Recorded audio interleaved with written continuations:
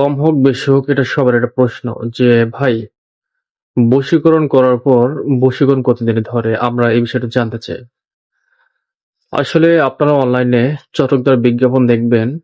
সেই বিজ্ঞাপনে বিভিন্ন তান্ত্রিক, কবিরাজ বা যারা মঘা আছে, কুফরি কালাম করেন, তারা দেখবেন বলে যে ২৪ ঘন্টার ভিতরে বশীকরণ করে দেব।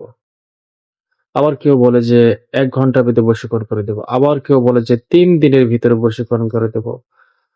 অর্থাৎ যে যেভাবে পারছে দর্শকদেরকে বোঝাচ্ছে, উদ্দেশ্য একটাই, পেশেন্ট বা ক্লায়েন্ট যেন আমার কাছে আসে। আপনাদের আমি একটা কথা বলি, আমি honestly একটা কথা বলছি যে আপনারা যারা এই সমস্ত বিজ্ঞাপনের ফাঁদে পড়ে বিভিন্ন আর্থিক লেনদেন করবেন, সর্বশেষে ধরা খেয়ে খুঁজতে, খুঁজতে আমাদের কাছে আসবেন এবং বলবেন যে আমি এক জায়গায় টাকা দিয়ে ধরা খেয়েছি। আপনি নিজেও তো একটা রং মানুষ এবং গেছেন রং মানুষের কাছে। তো আপনি যদি ধরা খান, সেখানে তো আমাদের করার মতো কিছুই নেই। যে ব্যক্তির কাছে গিয়েছেন ওই ব্যক্তি যে আপনাকে একটা টাইম বেঁধে দিল, অর্থাৎ এটা একটা টাইম বেঁধে দেয়নি। এটা হলো একটা ট্রাপ। আপনাকে ফাঁদে ফেলার একটা ট্রাপ। কারণ আপনি জানেন যে কাজটা দ্রুত চায়। তারা ওইভাবেই ওই যে দ্রুত কাজটা হবে সেভাবে আপনাদেরকে বলে যে ৩ দিনের ভিতরে বশীকরণ করে দেব। ১ দিনের ভিতরে বশীকরণ করে দেব। এই কথাটা যখনই কোনো মানুষ শুনে, যারা সাধারণ দর্শক আছে, অর্থাৎ যারা অনলাইনে বিভিন্ন তান্ত্রিক কবিরাজ খোঁজাখুঁজি করে, তারা এই কথা শুনেই ফাঁদে পড়ে যায়। যে কি সর্বনাশ! কি আশ্চর্যের বিষয়! যে ৩ দিনের ভিতরে বশীকরণ দেবে, ৭ দিনের ভিতরে বশীকরণ দেবে। তাও আবার কম টাকায়। তো এই কম টাকার পিছনে যারাই ছুটছে, তারাই ধরা খেয়েছে। হ্যাঁ? আসলে সঠিক কাজ কম টাকায় ৩ দিনে এগুলো তো কখনোই হবে না। আমি আমার অবস্থান থেকে যে সত্য কথা সেটা আপনাদেরকে প্রকাশ করছি। তো আমি এতটুকু কোরআন পড়ে জেনেছি, বুঝেছি যে অবৈধ কাজে মহান আল্লাহ পাক সাহায্য করেন না। তাহলে অবৈধ কাজে কে সাহায্য করেন? শয়তান। আর শয়তানের শক্তি খুবই দুর্বল। ঠিক আছে? আসলে এই যে ৭ দিনে বশীকরণ, ৩ দিনে বশীকরণ এটা হলো একটা মানসিক যে একটা শান্তি।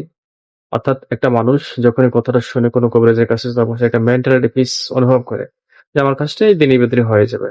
টাকা যে কয় টাকায় যাক। আর তখনই বিভিন্ন কবিরাজ বলে যে টাকা খেয়ে কি করব?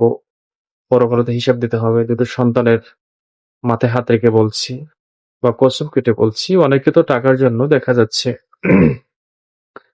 যে আখিরি জামানায় মহান পয়গম্বর নবী মুহাম্মদ সাল্লাল্লাহু আলাইহি সাল্লামের কসম কাটে, মহান সৃষ্টিকর্তা কসম কাটে, শপথ কাটে, হ্যাঁ?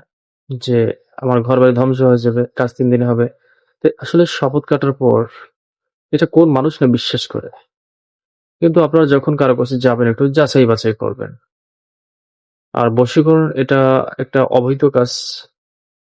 কিন্তু বশীকরণটা যদি সঠিক জায়গায় হয় অর্থাৎ মহাব্বতের জন্য, বশীকরণ আর মহাব্বত মূলত যদিও এটা পিঠাপিঠি শব্দ, কিন্তু উদ্দেশ্যটা যদি সৎ হয় তাহলে সেখানে কোনো দোষের কিছুই আমি দেখি না।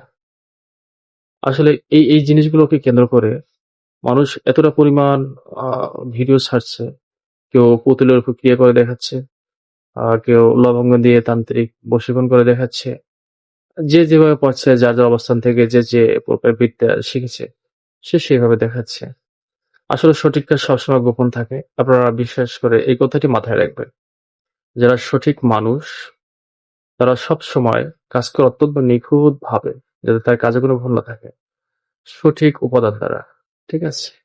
৳২-৳৪ টাকার জিনিস দ্বারা কখনোই কোনো বশীকরণ হোক বা মহাব্বত হোক বা যেকোনো ভালো কাজই হোক, একদম বেটার আপনি কাজটা চাচ্ছেন, কোনদিনই সম্ভব না।